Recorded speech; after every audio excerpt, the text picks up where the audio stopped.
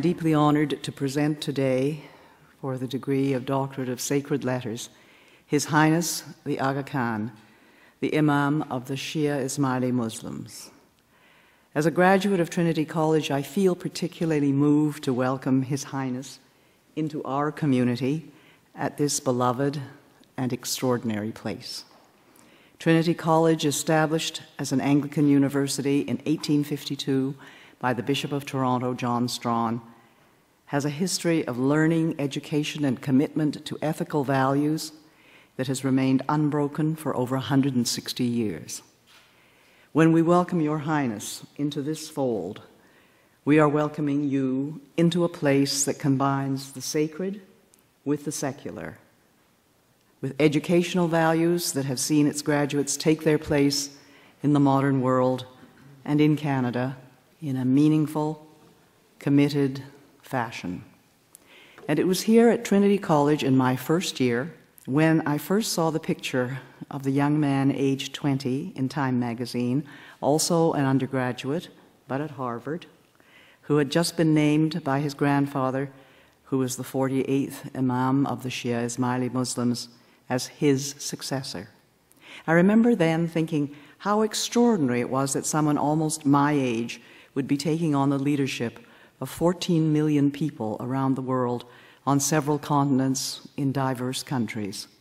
I remember vividly how I thought he must have felt, knowing suddenly he had this enormous responsibility at our age, and that the trust had been placed in him by his remarkable grandfather, who had the complex task of leading the Ismaili community throughout the world during the colonial era for an astonishing period from 1885 to 1957.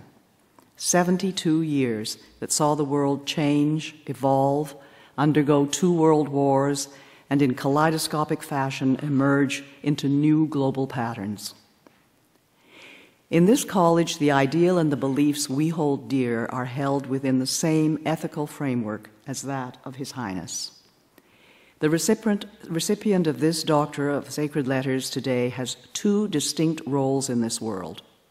One as spiritual leader, which he has inherited as an extraordinary charge and has held now for 56 years, and the other in the world that we all live, which he has built upon and recreated, involving all of us.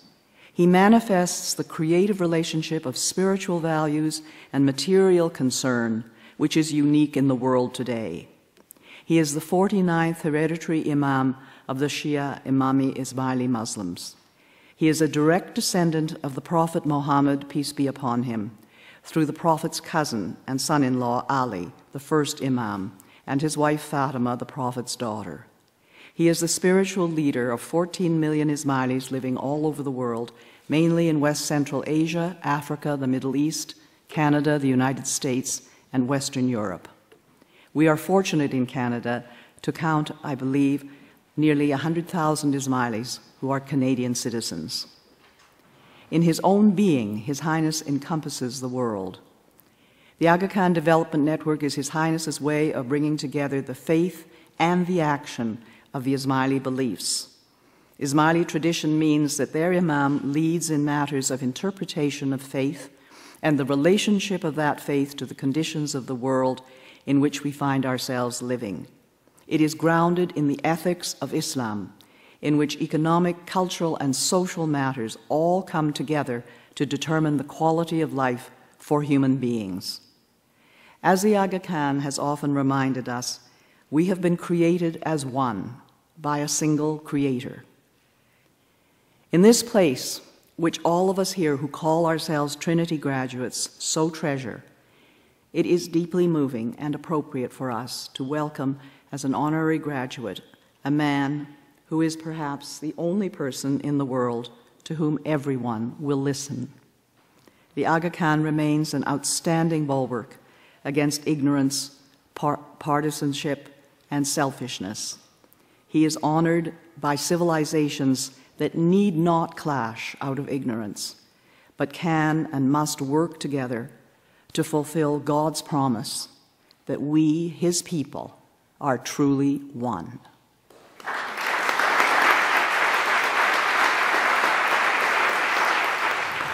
Your Highness, Your Grace, University Chancellor, University Provost, it's customary for the Chancellor only to be allowed to speak Latin at these events. However, I am hoping that His Highness and you will forgive me if I say a few words, because I believe this is an extraordinarily special occasion for this college.